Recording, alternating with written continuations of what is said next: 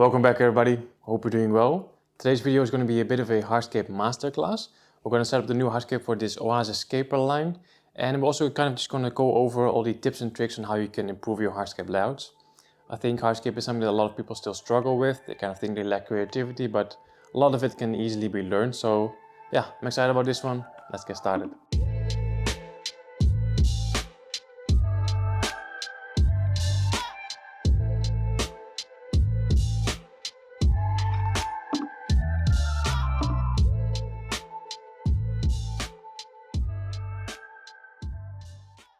Now to get started, we of course need some hardscape materials, some rocks, some wood, some substrate.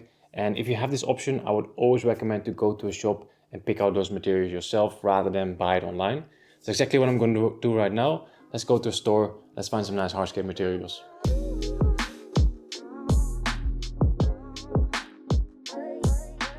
So I'm currently at a shop called the Maanvis. I've already shown this shop a few times on the channel, but it's been a while since I was last here.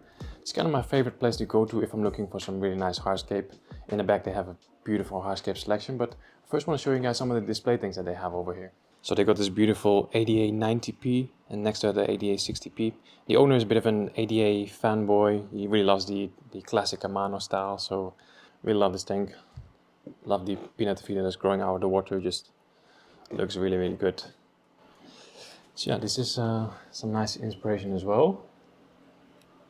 The one to the left is a little bit more simple, but still looks very good. The owner just told me he's going to rescape this one soon, so looking forward to that. And then over here at the beginning they have like a little paludarium. This looks pretty good as well. I think this is a new setup, but I love the moss drip wall with the fog. It just looks great. So it's a little bit more noisy here, but you can see behind me all the different types of hardscape that they have.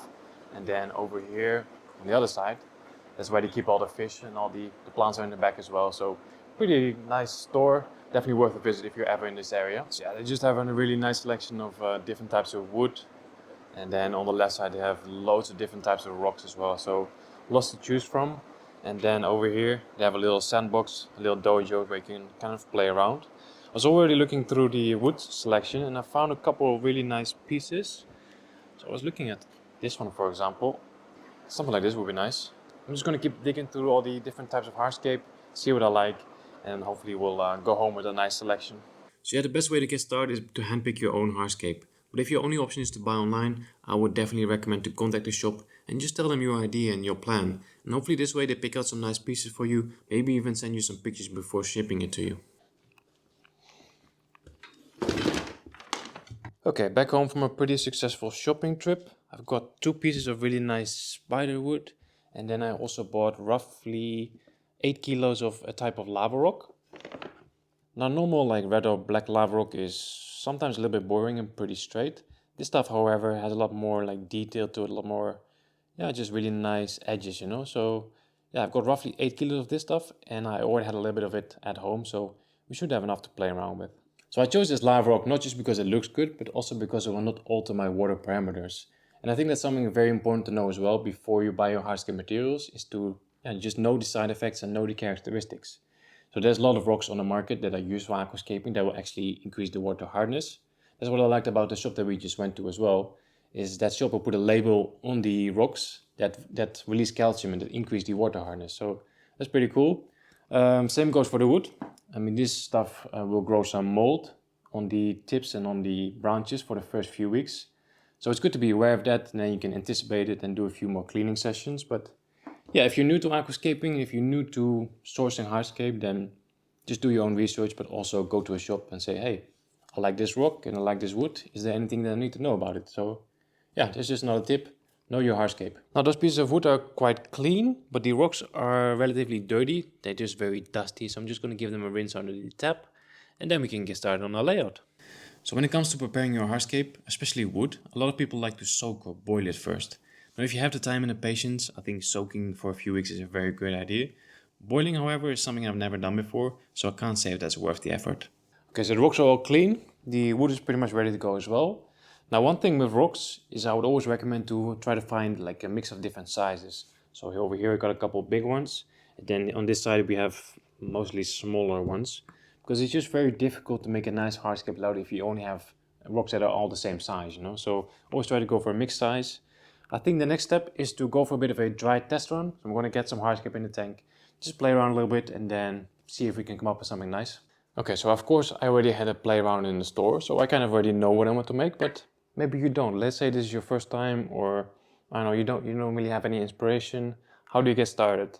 I think the best way to get started in this case is just by placing some things, some materials inside the tank.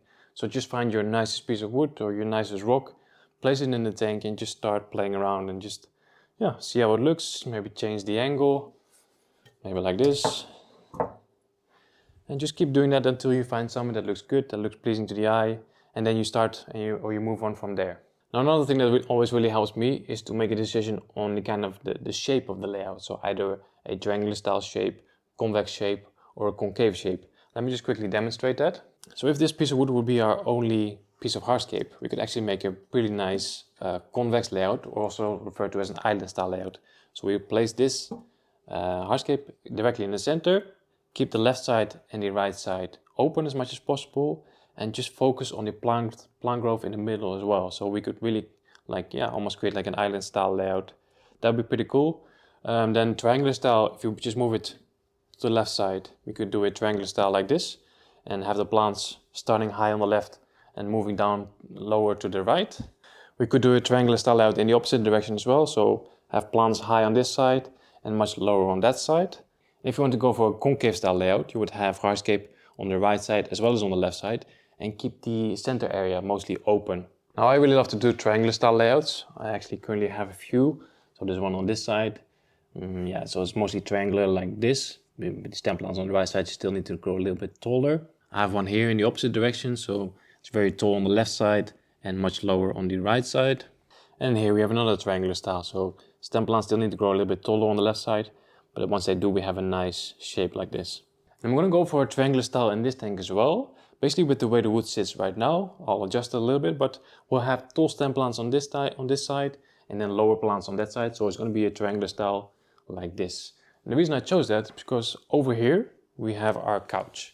So this is where we sit at night, maybe we'll watch a movie, maybe we'll have some dinner, and then I can still view the tank from the side as well. So it's viewable from the front, but also from the side.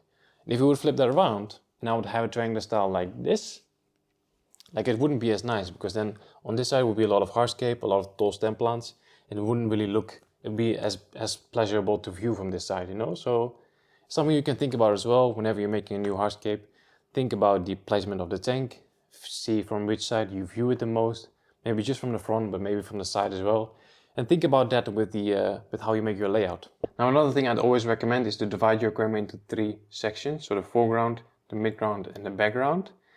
And I always prefer to have the majority of my hardscape in the midground.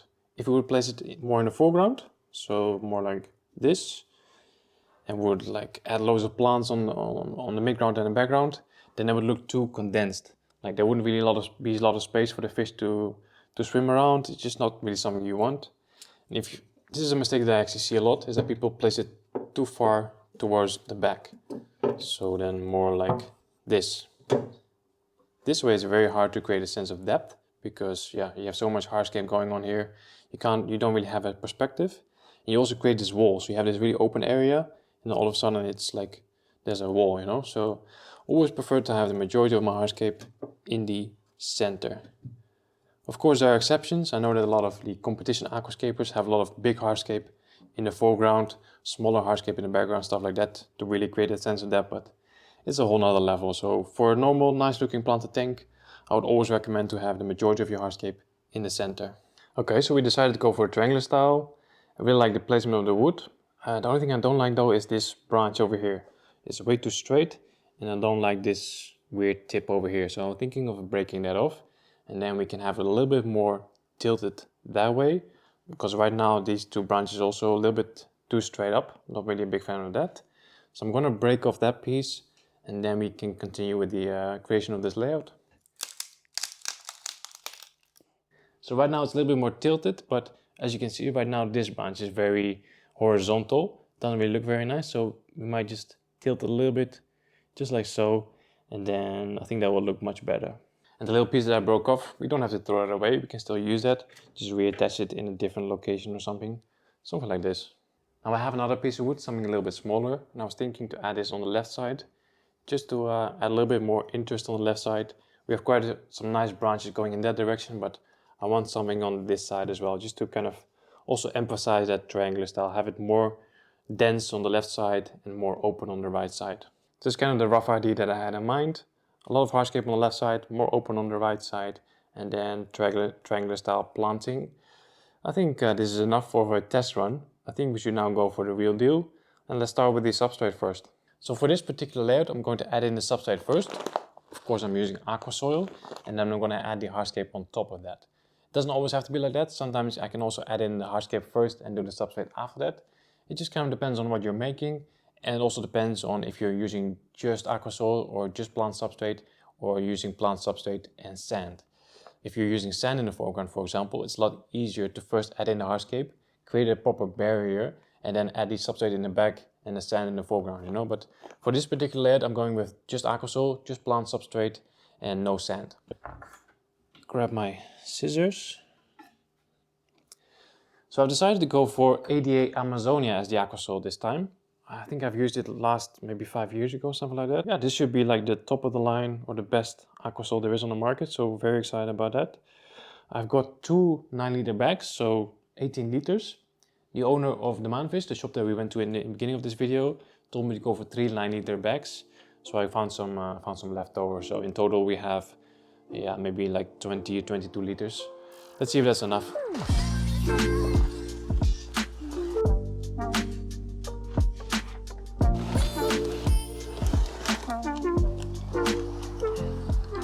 Now when it comes to smoothing out the soil, I always see people using these sort of like called sand flatteners.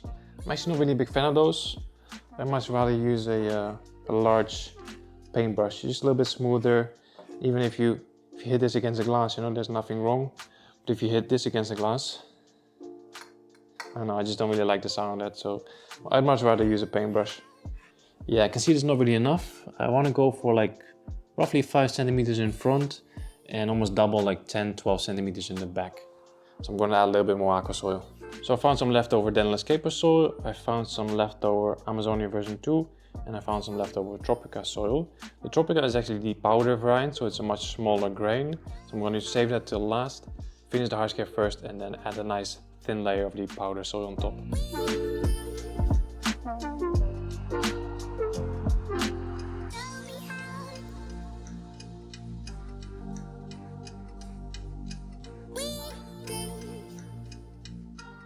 Okay, there's most of the substrate in. I've kind of brushed it away from the front glass. Later on we're going to fill that in with the powder soil, so we don't mix the 2 different grain sizes. It's not really a big deal, but if we can try to avoid it, then it would be nice. And of course a nice slope towards the back, just to help increase that sense of depth. Yeah, I think we can now start adding in our hardscape. Good thing about the substrate as well is that it kind of acts as a cushion, so once you place in the hardscape it just stands up a lot easier, you know. You can kind of just push it in and it will just stand on its own. We don't need to support it with rocks anymore, so yeah, see, that's looking good. This one is not super straight anymore. This one has a nice flow towards that area. I like that. So at this point a lot of it is just like experimenting and trial and error. You just have to start adding things, start moving things, tilt it this way, that way, until you're happy with it, you know? Like same thing with the rocks. I like to just look at the rocks, see which side has the most detail, which side looks the best, and then make sure that that side is facing forward.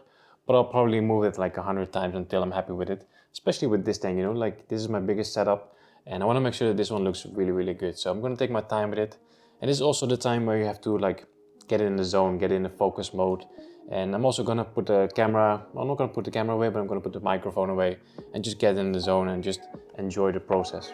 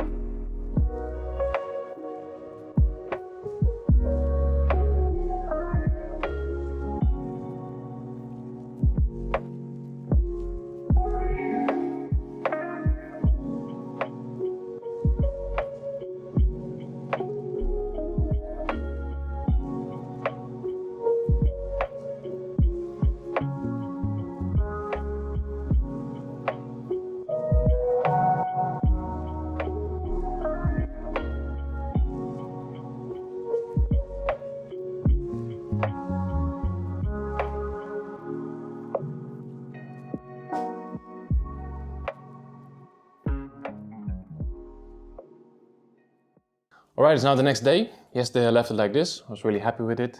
And this morning I woke up, still happy with it, so that's good. Sometimes it's good to take a few days, and every day you can come back and make some adjustments. But yeah, overall it's just good to take your time with hardscaping. I think we're ready for the next step. I actually did not end up using all of the rocks. I still have a few left over there.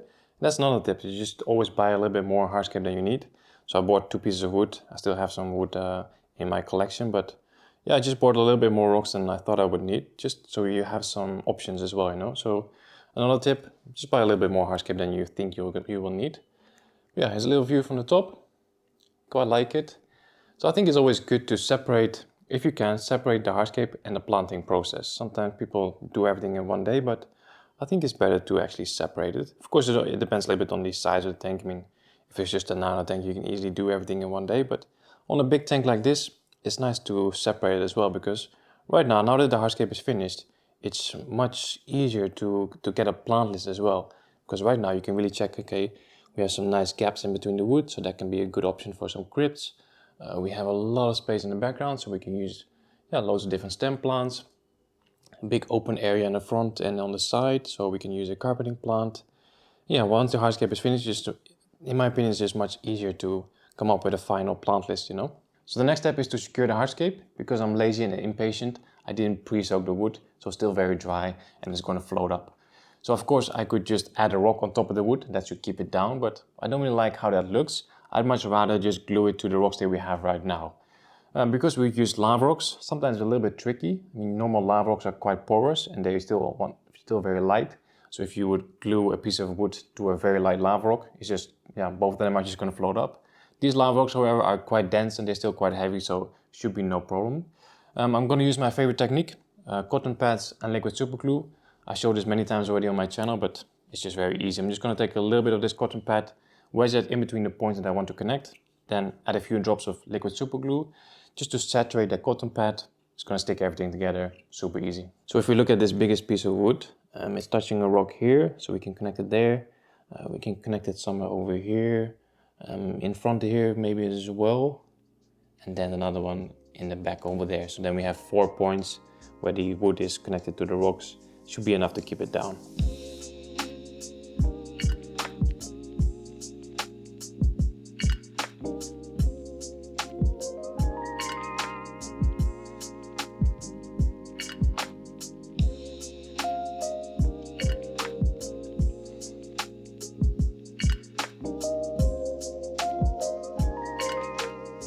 Okay, everything is stuck together, but right now I do have quite a lot of that cotton pad visible. Kind of want to cover that up. So I've poured a little bit of aquasol in this cup. I'm kind of just gonna crush it into a very fine powder. And then we'll use that aquasol powder to cover up the cotton pads.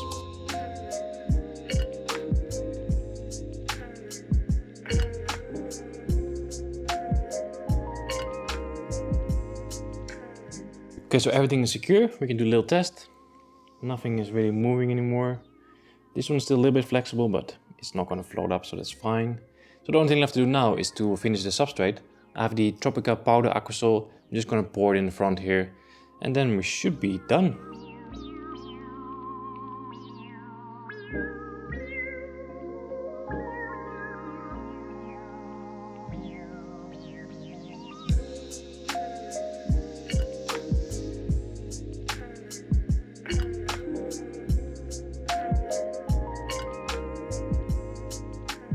So I think that's the hardscape done, guys. I'm really happy with it.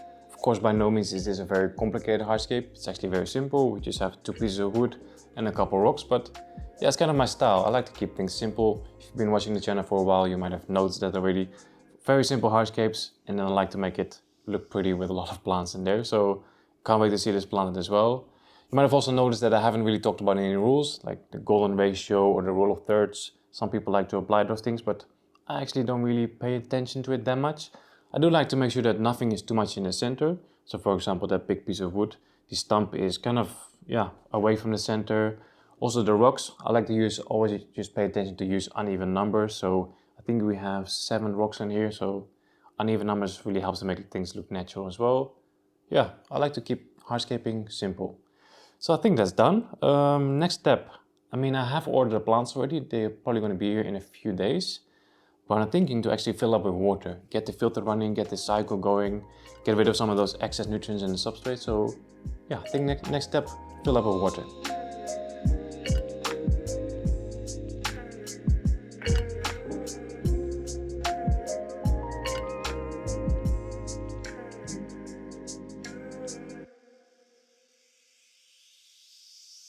I just remembered that I still wanted to add a background to the aquarium. So I'm going to add a layer of this glass foil to the back glass of the aquarium.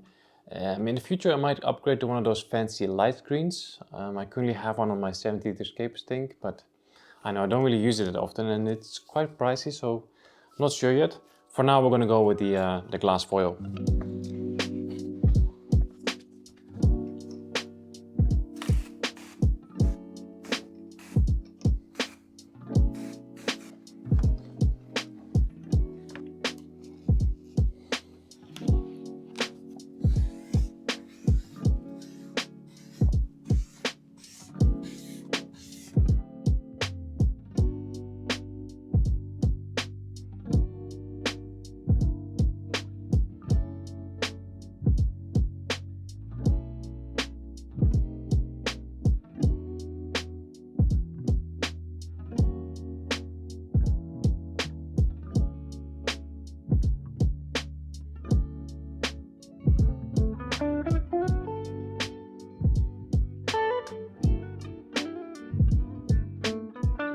Okay, tank is filled up, or almost filled up. I just finished fitting the lily pipes and the hoses.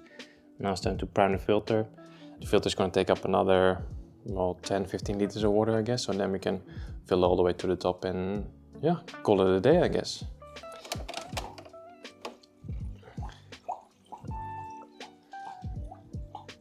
Here we go. All right, it's time to start the filter.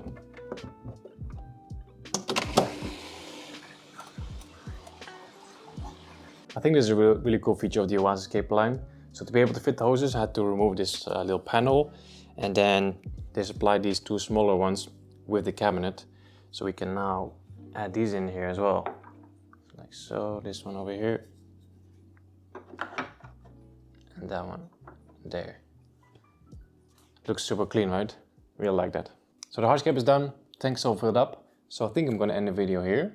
Hope you guys enjoyed this one. I just wanted to take a little bit more time and go a little bit more in depth into my own hardscape process. The result is still pretty simple, but I'm hoping that you learned something from this video. If you're currently struggling to create nice hardscapes, just keep practicing. I think it's not so much about being a creative person or having a lot of creativity. I think you're not born with creativity. I think it's just something that you practice. So if you're currently struggling to create a nice layout, just keep practicing. That's it. Next video will of course be planting. I'm hoping that one will be ready by Saturday, but not entirely sure. Might take a little bit longer. For now, this is it. Thanks for watching. See you guys next time.